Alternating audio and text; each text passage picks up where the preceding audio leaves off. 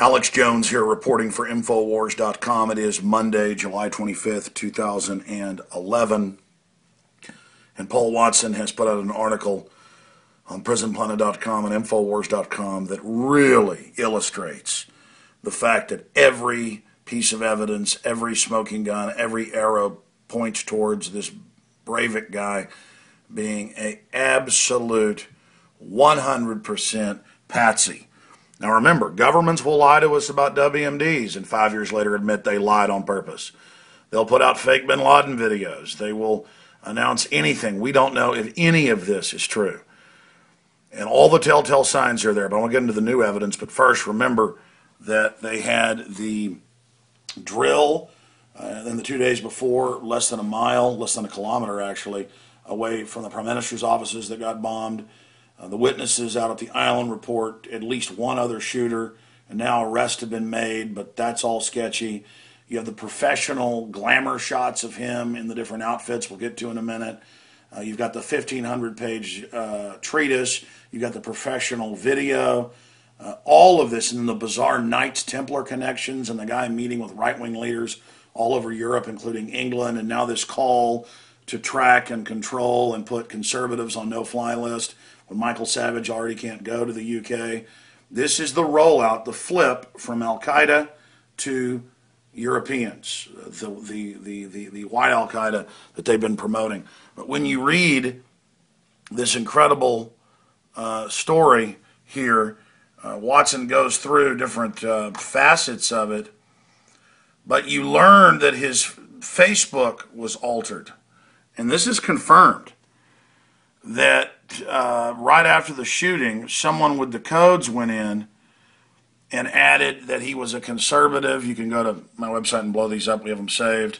And that he was a Christian, when before he said he was a Mason and pro-gay and a bunch of other issues.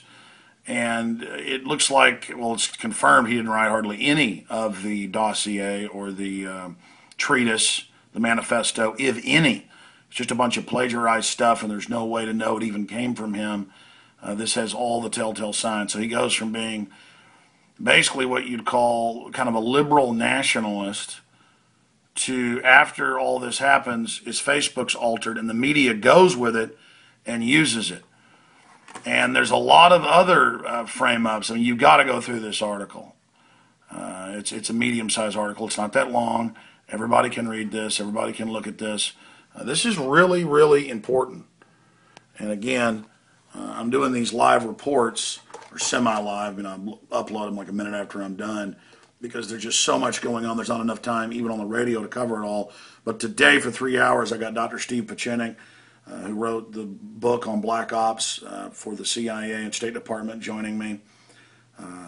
We've got also Dr. Webster Tarpley of history coming on to break this down. We've got an eyewitness and a survivor also joining us. But I wanted to just show you this.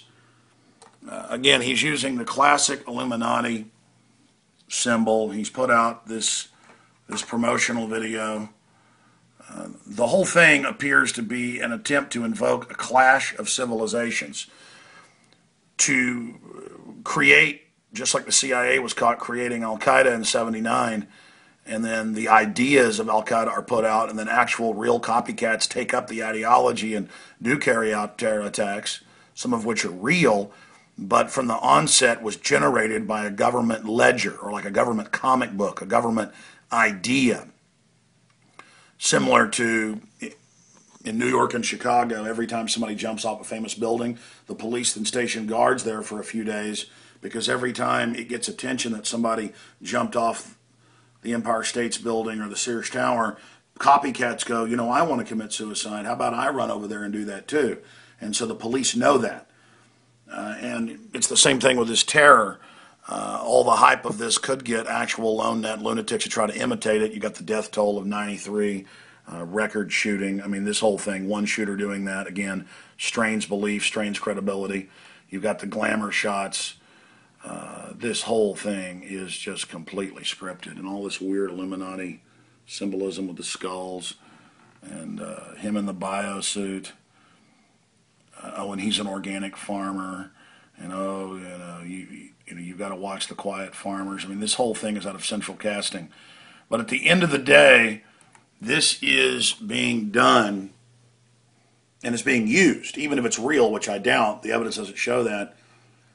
It's being used to get Muslims and Christians, Europeans, Muslims, Arabs fighting with each other, and then government can play the part of the referee and the arbiter. So it's classic divide and conquer, and then sick police forces and surveillance on both groups, and people that demonize the European Union, people that demonize open borders, people that demonize gun control, people that don't want massive uncontrolled immigration, people that don't want world government. They're the terrorists now, you see. But it turns out this guy isn't even a conservative, as they've said, just like with the Jared Lee Loughner case itself, very, very suspicious.